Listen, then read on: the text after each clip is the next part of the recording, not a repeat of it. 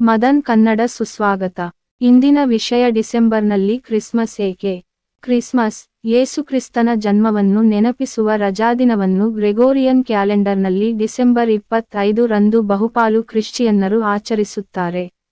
ಆದರೆ ಆರಂಭಿಕ ಕ್ರಿಶ್ಚಿಯನ್ನರು ಅವನ ಜನ್ಮವನ್ನು ಆಚರಿಸಲಿಲ್ಲ, ಮತ್ತು ಜೀಸಸ್ ನಿಜವಾಗಿ ಯಾವ ದಿನಾಂಕದಂದು ಜನಿಸಿದರು ಎಂದು ಯಾರಿಗೂ ತಿಳಿದಿಲ್ಲ. ಕೆಲವು ವಿದ್ವಾಂಸರು ನಿಜವಾದ ದಿನಾಂಕವು ವಸಂತಕಾಲದ ಆರಂಭದಲ್ಲಿ ಎಂದು ನಂಬುತ್ತಾರೆ, ಅದನ್ನು ಈಸ್ಟರ್ಗೆ ಹತ್ತಿರ ಇಡುತ್ತಾರೆ, ಅವರ ಪುನರುತ್ಥಾನವನ್ನು ನೆನಪಿಸುವ ರಜಾದಿನ. ರಜಾದಿನದ ಮೂಲಗಳು ಮತ್ತು ಅದರ ಡಿಸೆಂಬರ್ ದಿನಾಂಕವು ಪ್ರಾಚೀನ ಗ್ರೀಕೋ ರೋಮನ್ ಜಗತ್ತಿನಲ್ಲಿದೆ, ಏಕೆಂದರೆ ಸ್ಮರಣಾರ್ಥಗಳು ಬಹುಶಃ 2ನೇ ಶತಮಾನದಲ್ಲಿ ಪ್ರಾರಂಭವಾಯಿತು.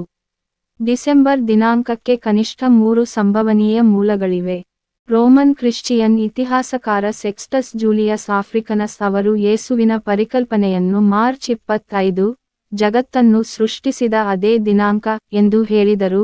ಇದು ಅವರ ತಾಯಿಯ ಗರ್ಭದಲ್ಲಿ 9 ತಿಂಗಳ ನಂತರ, ಡಿಸೆಂಬರ್ 25 ರಂದು ಜನ್ಮ ನೀಡುತ್ತದೆ.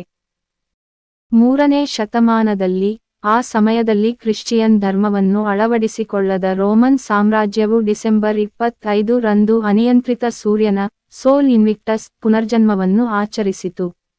ಈ ರಜಾದಿನವು ಚಳಿಗಾಲದ ಅಯನ ಸಂಕ್ರಾಂತಿಯ ನಂತರ ದೀರ್ಘ ದಿನಗಳ ಮರಳುವಿಕೆಯನ್ನು ಗುರುತಿಸಿತು, ಆದರೆ ಸ್ಯಾಟರ್ನಾಲಿಯಾ ಎಂದು ಕರೆಯಲ್ಪಡುವ ಜನಪ್ರಿಯ ರೋಮನ್ ಹಬ್ಬವನ್ನು ಅನುಸರಿಸಿತು. ಈ ಸಮಯದಲ್ಲಿ ಜನರು ಹಬ್ಬವನ್ನು ಮತ್ತು ಉಡುಗೊರೆಗಳನ್ನು ವಿನಿಮಯ ಮಾಡಿಕೊಂಡರು. ಇದು ಇಂಡೋ-ಯುರೋಪಿಯನ್ ದೇವತೆ ಮಿತ್ರನ ಜನ್ಮದಿನವಾಗಿದೆ.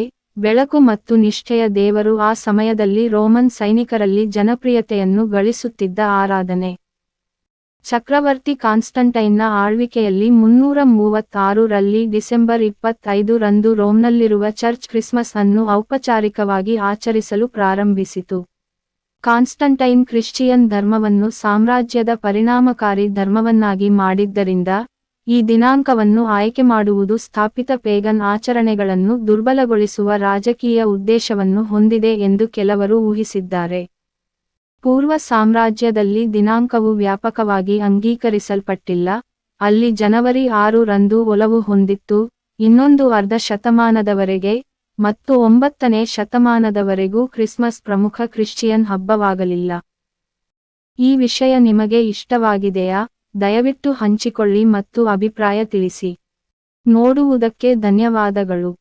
ದಯವಿಟ್ಟು ನಮ್ಮ ಸೇನೆಗೆ ಗುಂಪು ಸೇರು.